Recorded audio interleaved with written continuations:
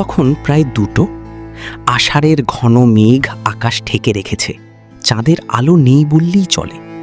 করতোয়া নদীর ঘাটে 3টে নৌকা বাঁধা, রহিম, করিম আর বুড়ো হাশেম মিয়ার।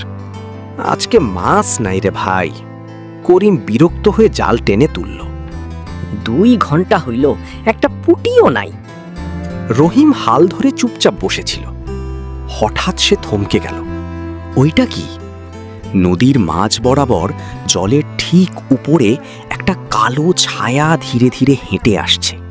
না, ভাসছেও না, ডুবছেও না।